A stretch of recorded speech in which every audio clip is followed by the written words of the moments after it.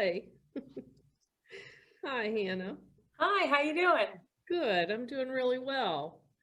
To begin tonight, I wanted to just thank the Pennsylvania Humanities Council, and they extended a grant to the library for this programming. And a reminder that the library is open Monday, 4 to 7 p.m., Tuesday, Wednesday, and Saturday from 11 a.m. to 3 p.m. We're offering a grab and go service and computers by appointment so that everything in the library is still available and still available to all residents of Indiana County. So that's a new thing. From now through the end of December, all of the residents in Indiana County can receive a regular library card, and that's good for 2 years.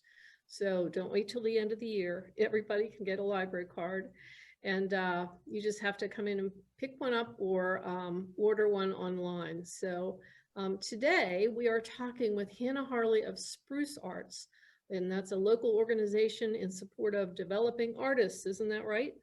Yes, yes. Yeah. So cool things are happening in Indiana, and I know we have you to thank for that, but you grew up right in here in Indiana and went to high school here.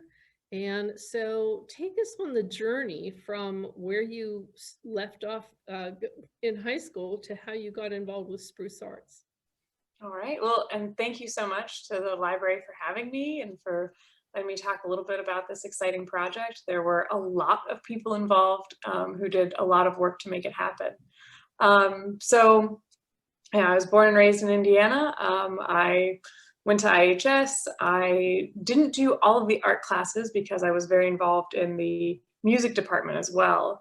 So, but I did take the photography classes and really loved that. So in undergraduate, I decided to go to Point Park University for photography. And then I decided to get my MFA and go to grad school, where I went to Parsons for my MFA in photography and related media. And then from there, I started teaching at my undergrad, Point Park University. I taught photography, and then I started teaching at Youngstown State University. And I had done this move back to Western Pennsylvania from New York. And I was hearing all my friends complain about there's not enough space in New York, there's no exhibitions, there's nothing like, it's like you have to be a certain level of artist. And even then, it's going to take a while to get the space you need. And I was hearing the exact opposite complaint from Indiana was there's just too much space and no one to fill it. So I put the two together and I was like, well, my friends could come here, and if my friends came here, they would have, a lot of them were from out of the country. And so they had never experienced kind of a small town American experience. And so I thought that would be also fun for them to see, what a park looks like when there's not a million people in it. They were only knew Central Park. And so going to White's Woods and seeing deer was really, really wonderful for them. Wow. So I started talking to my friends and I brought a couple here and they were like, this should be an art residency. This is an inspiring community. You should bring people in and they should be able, much like we think of artists going to a lake house, writers going to a lake house, finishing their book, artists do the same thing. So we started bringing in all sorts of artists for that kind of experience and filling space that was void in Indiana with people who were crammed out of space in places like New York City, LA, China even, that came here to have studios and apartments on a kind of a temporary basis. Yeah, yeah. So that's a little bit of the journey. Yeah, great journey. So I know you are an artist on your own right, and I actually went all through your website, looked at all of that. I really was impressed with Statecraft. Love that one. And I worked in law firms for many years, and so the makeovers had impact there. So photography, is that your only medium? Is that the medium that you most like to use, or do you do anything with another medium? I gravitated to photography because the camera was so instant. I wanted that like quick, fast response, and I never took the drawing classes really. And so, that to me, I wasn't patient enough. So I loved photography. I've also really enjoyed how the photograph lives on. And we don't really own it in the way we think we do. And it's like a big thing about the murals when we get to talking about that is, you know, those will live on in photographs and become a part of the photographic understanding Mhm. of our lives. And that is Mhm. very interesting to me. Mhm. The way we use photography to tell our own stories and to tell other people's stories. Um, and so I've done performance art and video art, installation, fiber art, a bunch of different things that are Hmm. generally rooted in research practices. So Right. trying to understand a study, for example. So the project you were talking about, statecraft, I used a bunch of different wigs and makeup to make myself look like different types of myself. Mhm. Because there was a study that I read about that so they did two political candidates in small towns far away from the study, Mhm. and they would have the participants guess vote. They'd have them vote on who they wanted as their political representation, and they would predict the outcome of the election with a 70% to 72% accuracy. Wow. So for me, that was very much like we are voting primarily with our eyes, and so For an that image. then started that whole body of work, Yes. which is very different kind of from what I'm doing now, which is a lot more community based programs and practices that are more giving resources to other people to help them create artwork for a community. Yeah. So Spruce Arts, or you said you affectionately known as the Spruce.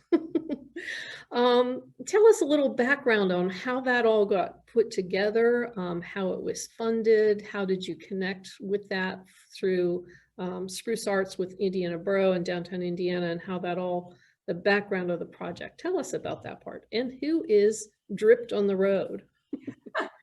Whew, that's a lot of questions. So That's a lot of questions.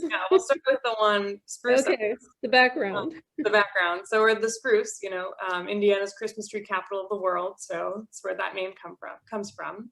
And we wanted, it's like the full name is the Spruce Arts Residency. So it brings in people on a temporary basis to live and work, find their creative joy and inspiration here.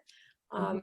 And it is a wonderful place. I know, like, once you get used to working in Indiana, you might not feel it, but it's that place that is still magical. And so when you're walking through downtown with an artist who, all of a sudden sees the stained glass at Wolfie's as this like absolutely beautiful thing that I've never noticed before, they start to teach you about falling in love with your hometown all over again.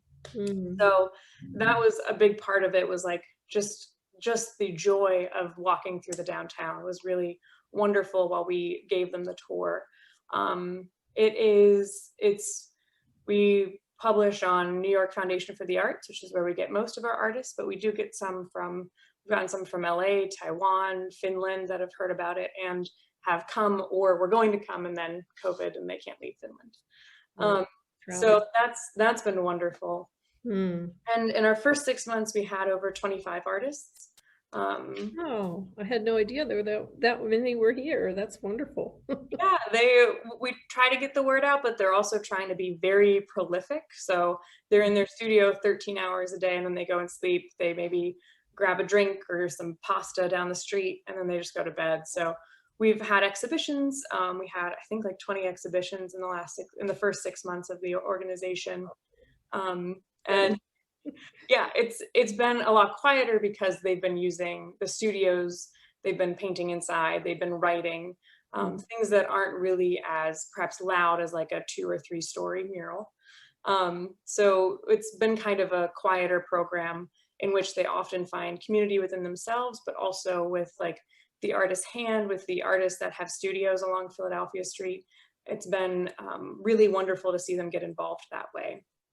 As for funding, we've gotten some grant funding, but by and large, it is actually funded through the artists. They can, yeah, we can offer We them. all think they're starving. Well, rent's cheaper in Indiana than it is in New York. So what they That's can true. do is, for a month, they'll rent out their apartment on like Airbnb or sublet it for the month, and Mhm. they'll actually make money then by coming to Indiana and working here for a month. Good So angle. Yeah.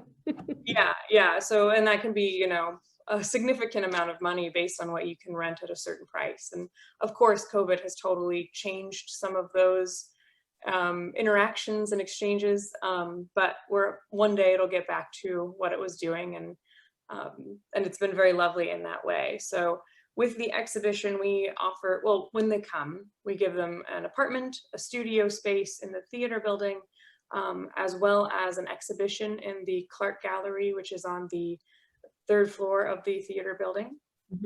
And we have them do some sort of public inclusion event. So whether that's an artist talk or a workshop or something, it's some sort of way to interact with the community and give back in kind of an openness and vulnerability that we think is really important. And so that's kind of where it has been for the first like 6 months to a year of its life. And then of course, COVID hit, and traveling for pleasure kind of went away. But we had been working with this organization called Dripped on the Road. And Dripped on the Road is a traveling art residency. So instead of bringing people to one place, they put all their artists into one RV, and then they drive that RV around. So they'll do that for a month, and they'll get a bunch of sponsors, they'll get a bunch of places, they'll go, like they've been sponsored by PBR to go paint murals in bars, and they'll paint 20 to 30 murals in that month.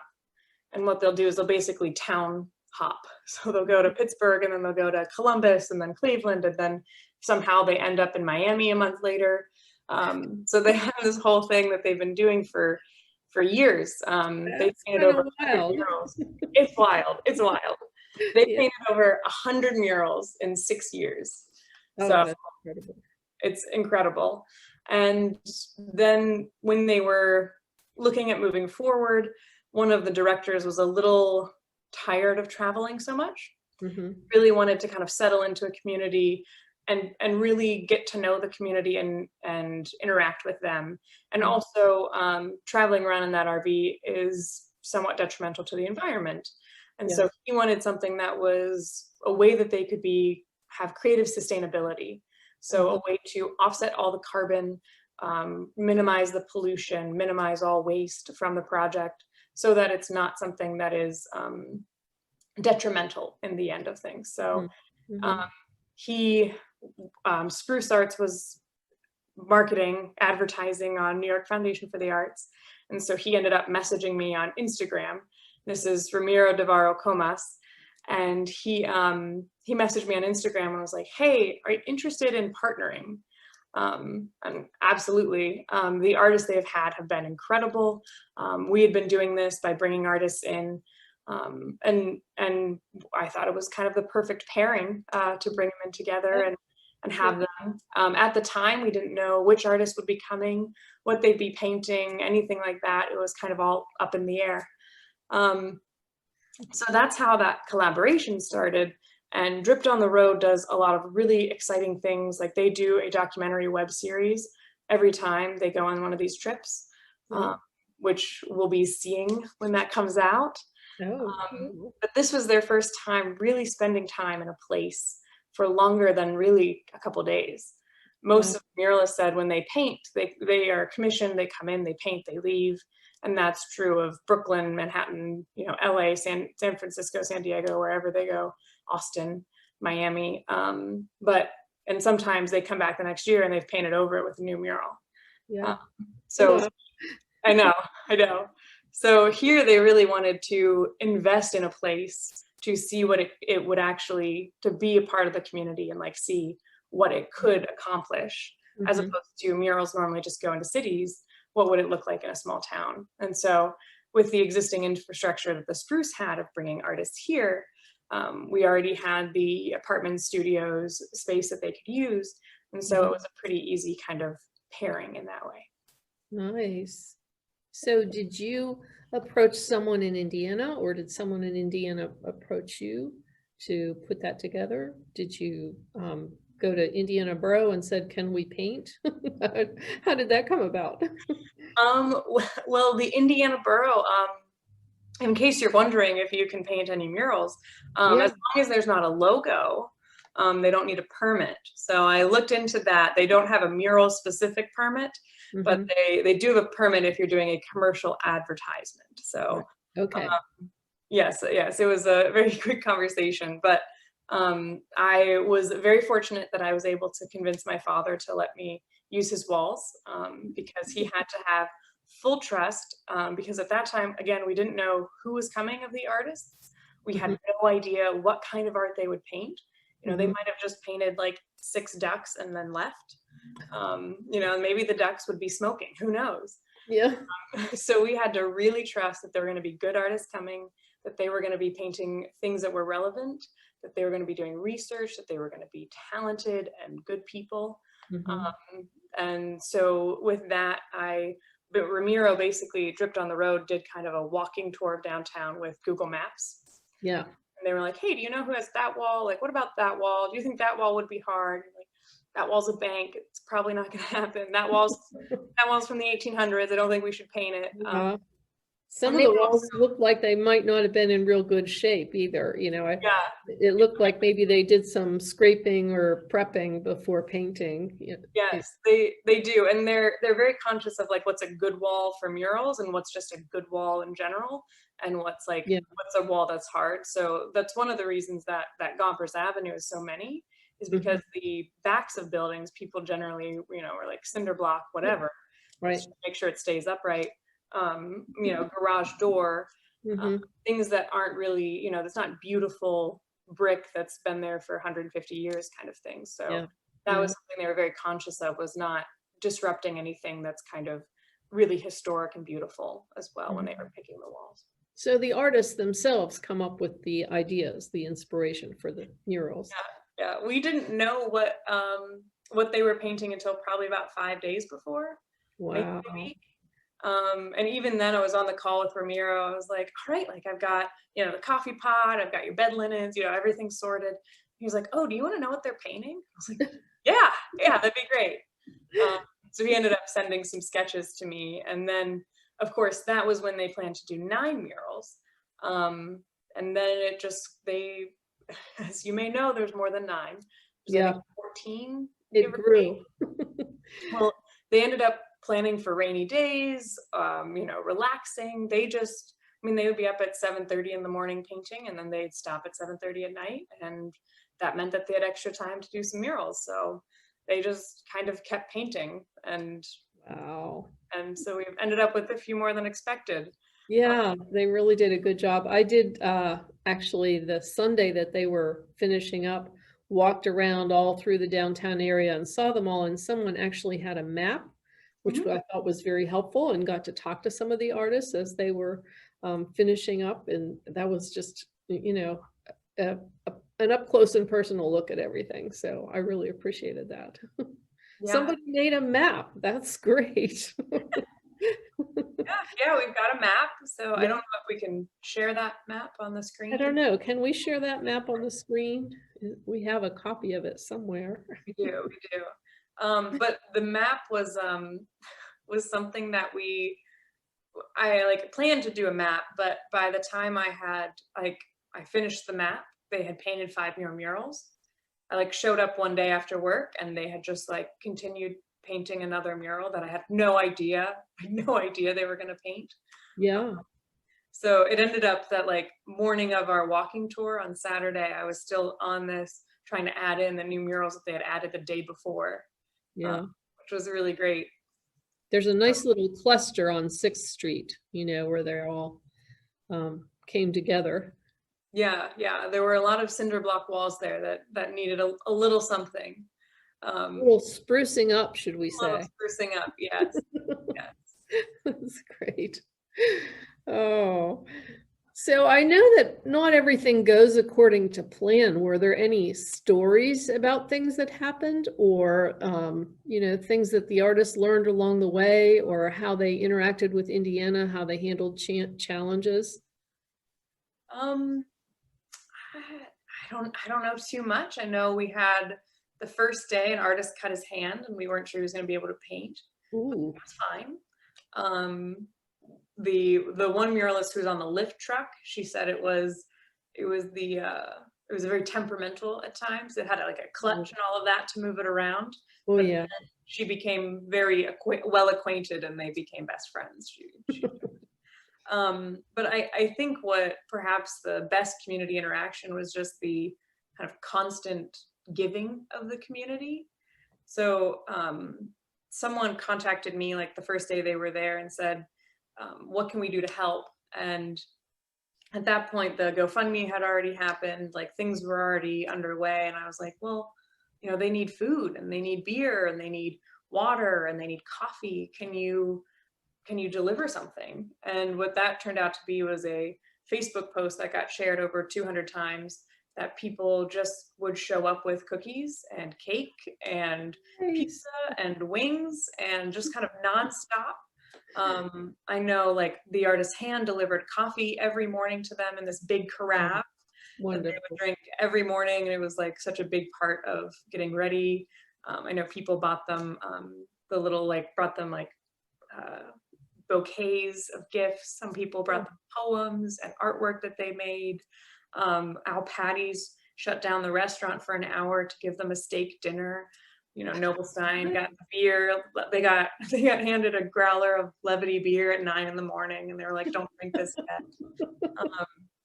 It's just like every day. Wait till this is warm and then drink it. Yeah, there's no need to drink this. It's 9 in the morning on a Tuesday. But the community just showed up. I mean, every day they just, I don't, at a certain point they hadn't had to buy a meal for like a week, because people just kept showing up with subs and food and homemade food. Right. They felt very, very supported by the community in that way. And it was also awesome because then the community was going out and frequenting local businesses, getting, you know, pounds of spaghetti, and helping the local small businesses, and also being like, you know, this is the best place to get Thai food. And then, you know, their friend is like, no, this is the best one. And then they'd both show up with competing Thai food. There's a little competition there with 3 Thai restaurants. There is. Yeah. So that also happened with pizza. You know, it was the best pizza in town. And so it was really nice to see the artists would kind of get those gifts, which was just a really wonderful gesture from the community. It's a very small town thing to do, isn't it? It is, and so supportive of the businesses, of the artists, just really wonderful. Yeah.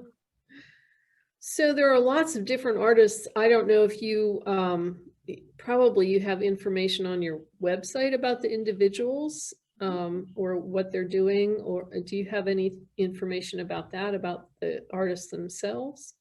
Yeah, we have information on our website. It's www.sprucearts.com. If you go to the artist section, you'll have the 4 artists. Here are the artists in residence. Okay. So those 4 artists, that's Sarah Rutherford, Risa Boogie, Damian Mitchell, and Evan Levitt.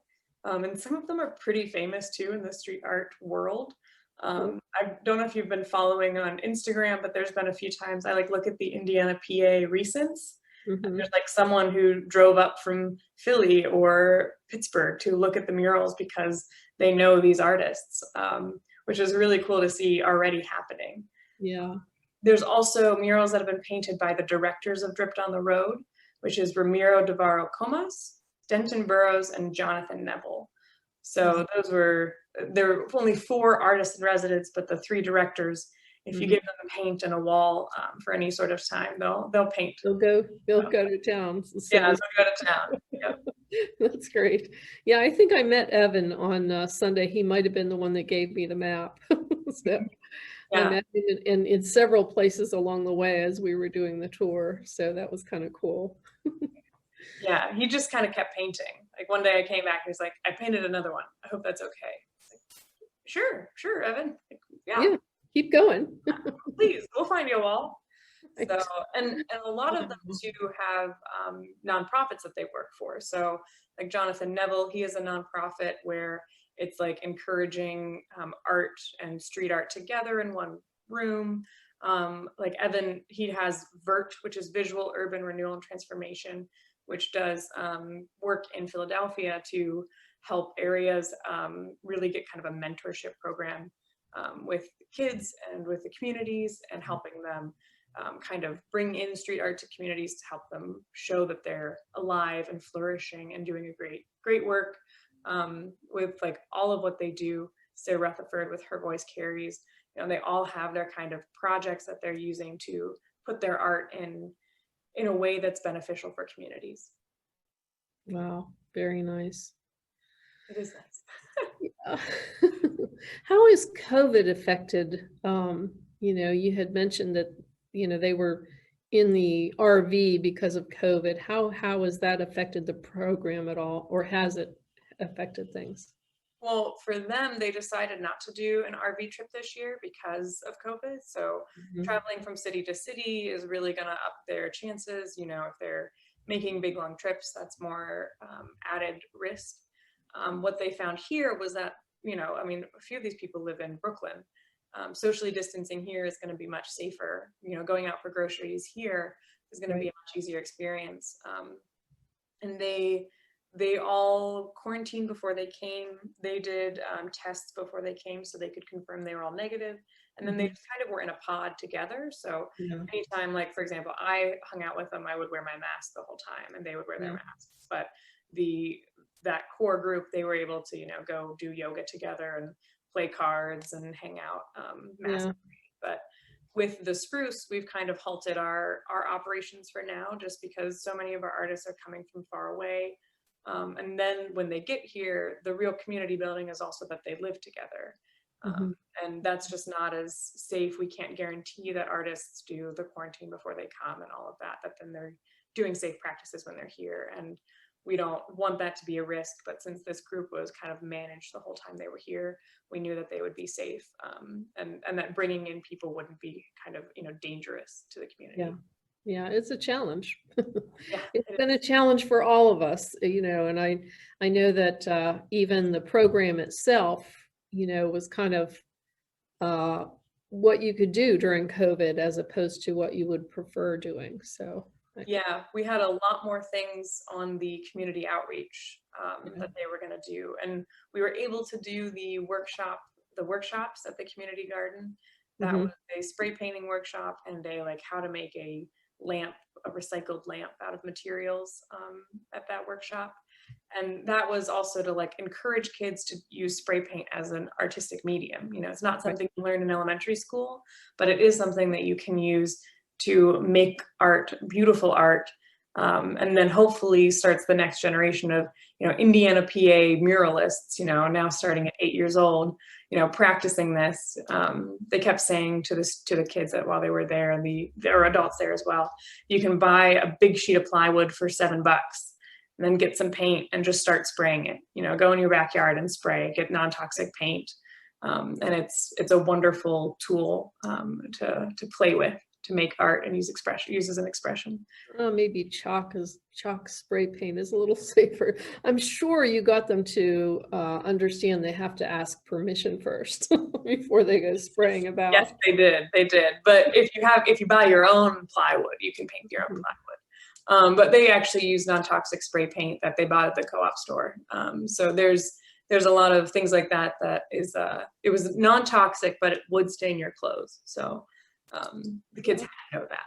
So Yes. yeah. So Or furniture at home or anything else. yeah. Yeah. But and the That's art is great also. that they did a workshop. It is, yeah. And they did the workshop and it was socially distanced and lots of space for people to experience it, but they would have certainly done a lot more. They were very eager whenever we were originally planning this for April to get really involved in the community and really work on some outreach programs and things. But when it came down to it, that just wasn't as safe as it was originally planned to be. Mm. But they did plant their trees too. They donated 100 trees to the community. Um, Really? yeah, so Yeah, they wanted to that's offset the carbon. So Mhm. one of the ways they did that, they did it in a couple different ways. So they used smog armor paint, which actually cleans the air. It uses I've special heard NASA about that. technology. Yeah, it's pretty crazy. It uses special NASA technology and minerals to clean the air. So it'll actually clean out germs, pollutants, things like that out of the air, and does that over time. But one of the stats was like the first 3 hours after germs are in the air, they'll get down to 97% clean in Wow. a room that's painted with smog armor. So one of the thoughts being that it could help as you know, as we don't have great air quality here in Western Pennsylvania, that's one way that it can start to help really kind of eliminate the carbon that's in the air.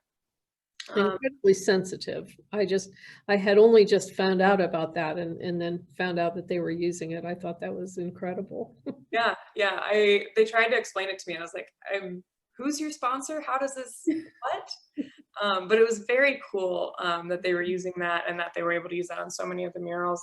And it works also too in houses as house paint. So they didn't have that as an aerosol, but they would use that as kind of the base and the big sections that they would use. Yeah. And then they donated 100 trees, and that they planted those at Ben Franklin Elementary School along the creek there to help restore kind of native plants. They worked with a lot of different organizations. You'll notice on the map they start to list those off, because like the Evergreen Conservancy, the district, they worked with the Indiana County Planning and Office Development office there. But they donated trees. They were going to donate a few more as well. And it was just like really wonderful that then that's going to be kind of the legacy that continues too, as their trees help clean the air and restore that natural watershed area. Wow, really nice. I'm And impressed. they planted them too, which is wild fun. Yeah. I do belong to the Arbor Foundation, so I kind of like trees.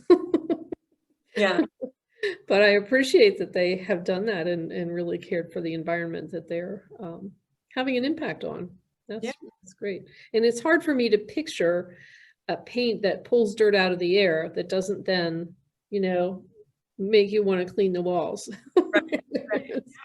Yeah. But that's pretty impressive, I would think.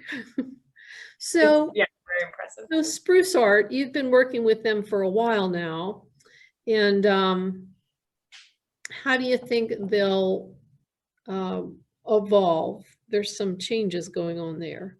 How are things evolving with Spruce Art? So I just started a new full-time job.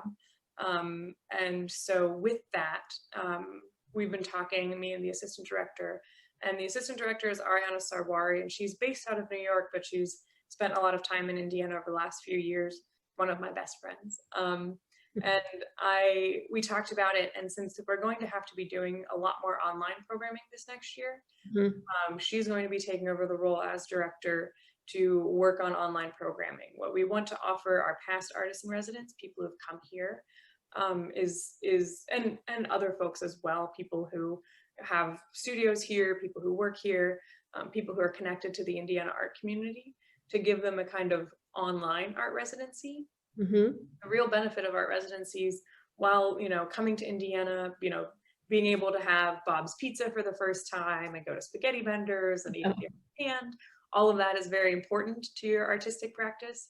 It's also meeting other people, talking about art for like all the time in the day is just about art and your art.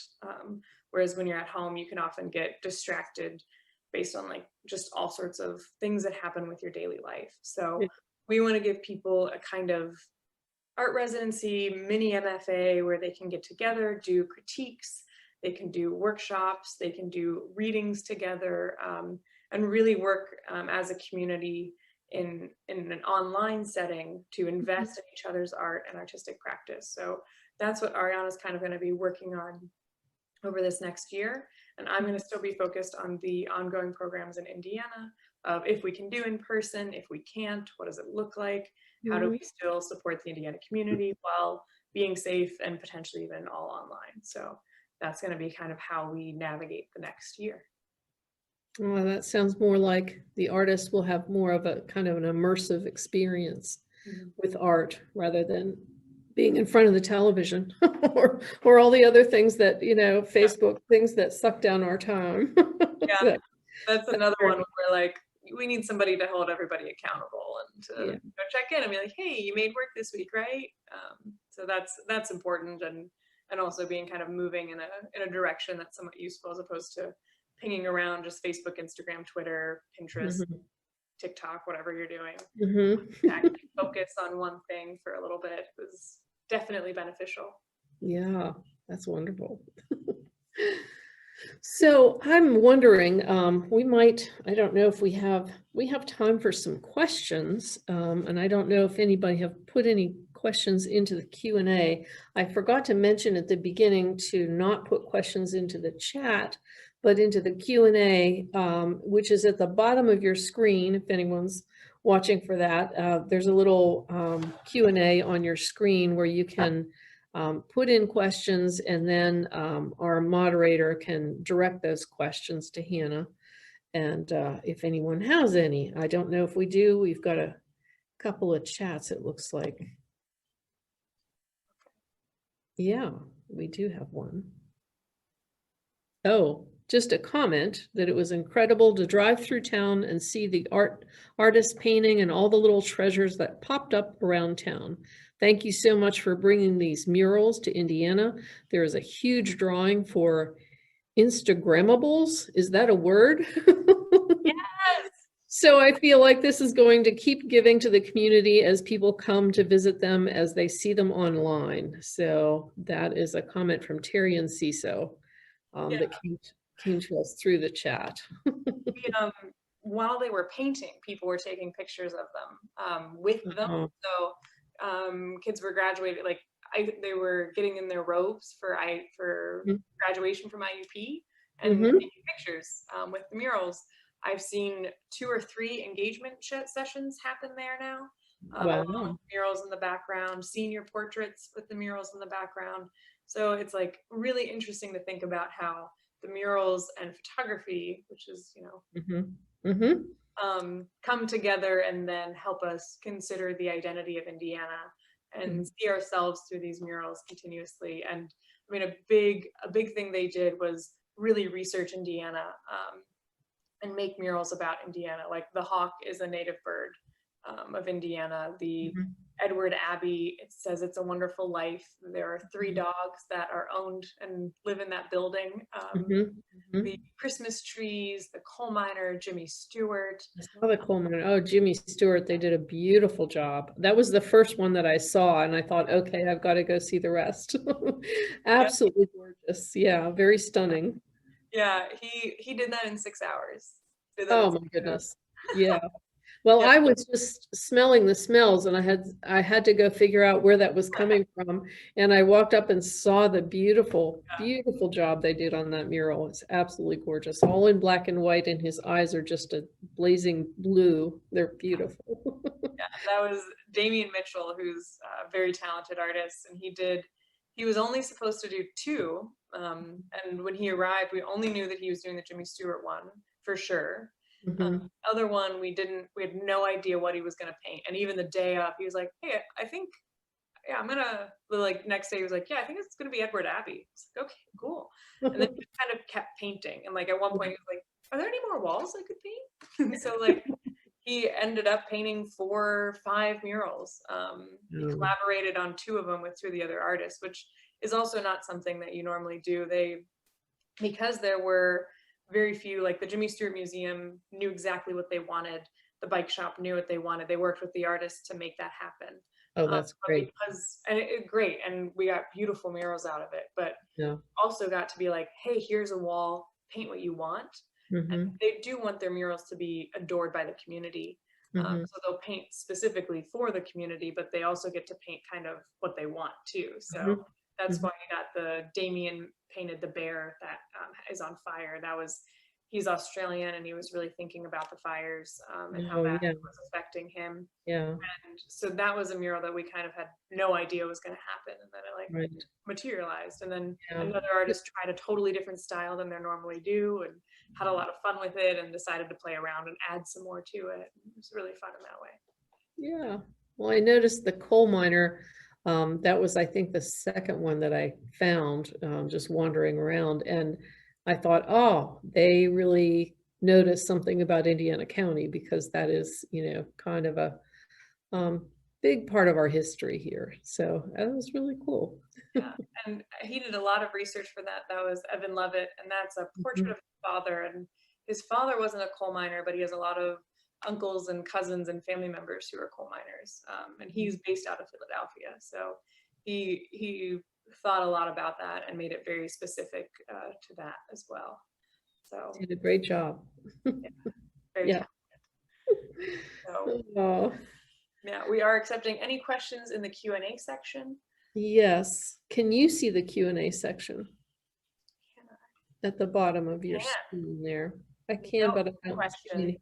I don't see any questions. So, so I get to keep asking them unless you have any. No? I might want to just revisit your own website for a minute or two. And I know you have a lot of different expressions and different projects, and some of them are political, some not so political. You know, what is it you really, you know, when you use your medium of photography, what is it I mean, I'm sure it's evolving and changing all the time, but what, you know, is there a message? Is there something underlying that you're trying to really get out there?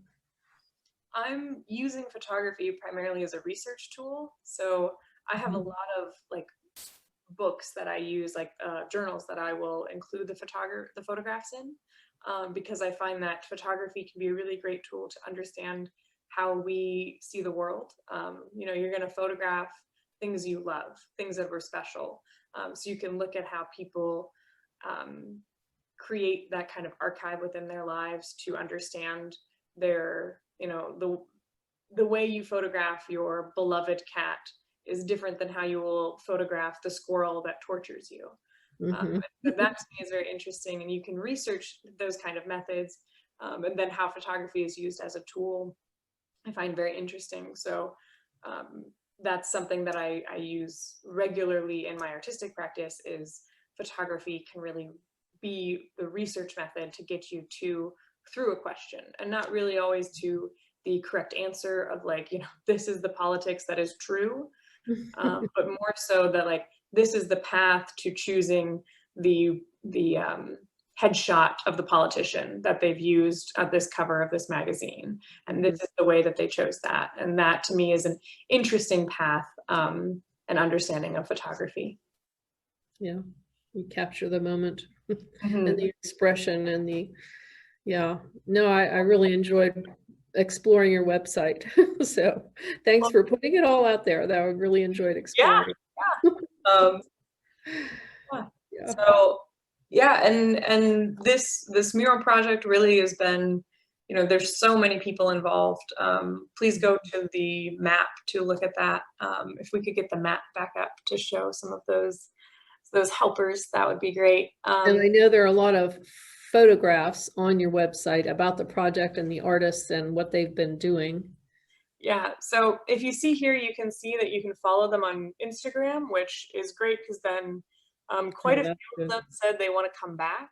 Mhm. They the documentary filmmaker who was with them said that he did 13 murals, and in 11 of them the subject cried, talking about this experience. And that's community members, that's the artists, that's the directors, because they kept saying that this is a project unlike any they've had, because they've never been able to really be immersed in a community in the way they were here and embraced by a community. Here they got to be really a part of the community for 2 weeks in a way that they were like, I have to come back. I have to come back. One of them said that Indiana felt like the hometown he's never had. He's not, Oh, he's an immigrant, and this is his American hometown. oh, And that to me was like, that's the real power of Indiana, is we can be a very hospitable and lovely place, especially for people who've mhm. never been here. And you can follow them all there. We have their tags for Instagram, which is really how they keep people up to date. Yeah. Hmm. Well, art is just one of those things that, you know, you interact with it and it's different for everyone who's viewing, and draws out different emotions, but it just keeps on giving.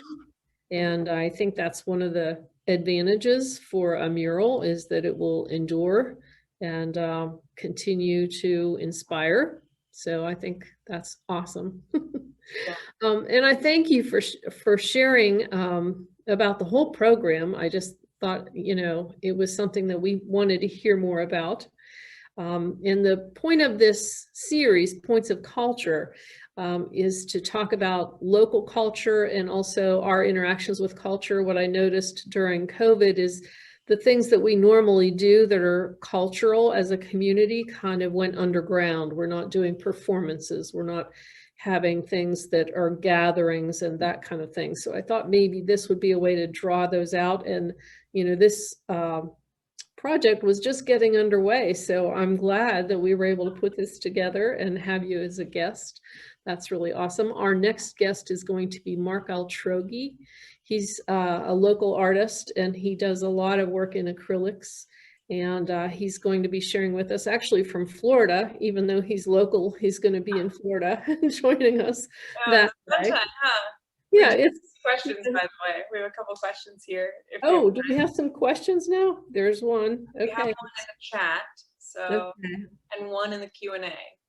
Okay, it says, where could you view, when and where could you view the film? I think that has to do with this recording, and we are going to post that on our website and on our Facebook. So it will be available in those two places. We'll probably also make it a YouTube and be able to post it that way. So someone else just says, we have a question, but didn't say what the question was. That was the Indiana Library. But the documentary film, you can find that. That'll be on the Dripped on the Road website. They also put it on YouTube. They have 5 seasons, so you can see what they've done in other places. You can watch them ride boats and go camping and go around in their RV.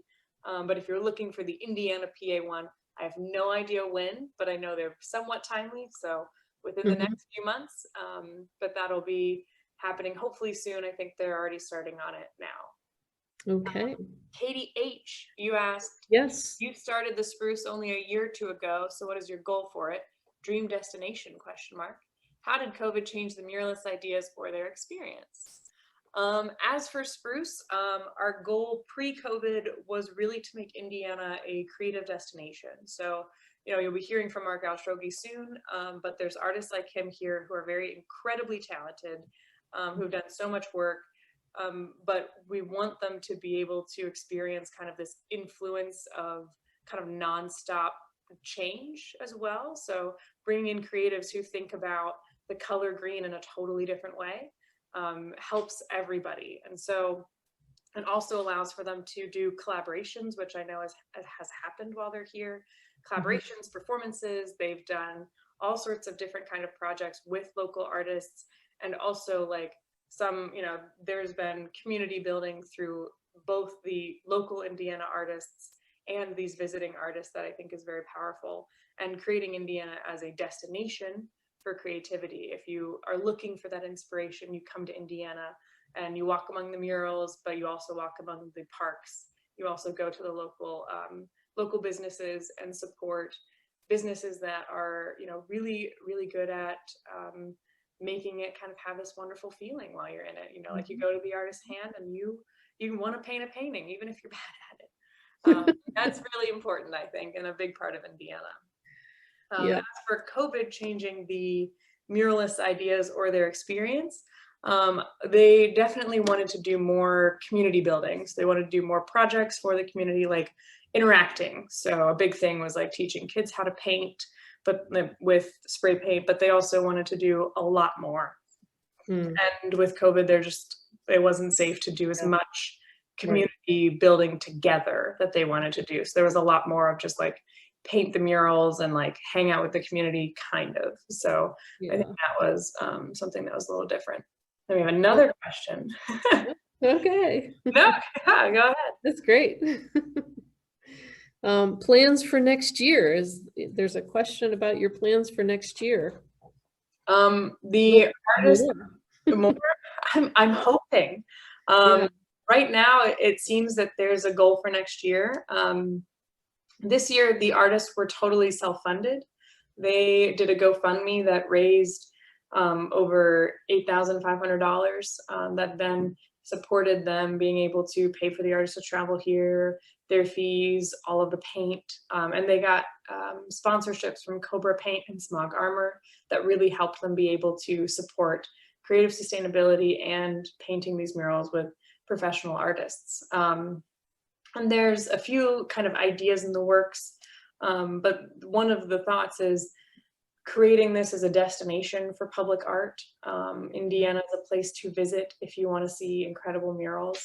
And also working on helping Indiana use spray paint as a tool for artistic creativity. You know, we don't have a ton of muralists here in town right now, but in 5 years, with a little bit of mentorship and workshops, we could change that. Yeah. And I think they were so encouraged and excited about how Indiana invested their time and energy and support in the artists, that then they would be able to give back and continue that. So it might not be the same set of artists, it might not even be dripped on the road, but I've gotten like individual, like, they have to come back. And if they come back and we can get them some spray cans and a couple walls, I think, you know, they only need 6 hours to do a Jimmy Stewart thing. So, Well, there is a plum spot in a children's story room in the library that I could tell you about. Well, there you go. See, once you start talking, everyone's got a couple walls that are Right. that might need a little bit of paint. So Yeah, yeah, it's very exciting. It is very exciting, and they were just very encouraged by everything they had here. They said it was the most powerful project they've done because of the Indiana community and their support and response to it. So How wonderful. yeah, Yeah, it is a wonderful life. it's a wonderful life, isn't it? It's a wonderful life. Well, thank you so much. I really appreciate you sharing about the project and about your life, and just all the stories about the project and the artists, and you know what it takes to put that all together. What a great work. I mean, you must feel really good about that. That's a really great work. Thanks. It's great that the community likes them. That's what it's for. So Yeah, yeah. Well, I'm sure we wanted to hear more about it, and this will be posted so that people will have that opportunity. Our next, we'll also put it on our website, www.indianafreelibrary.org.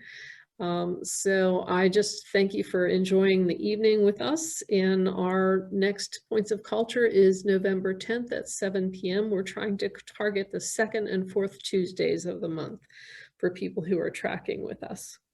But thank you so much. And I really, really appreciate the evening. It was really special. Thanks. thank you. Thank you so much for hosting. Okay. All right. Bye, everybody. Take care.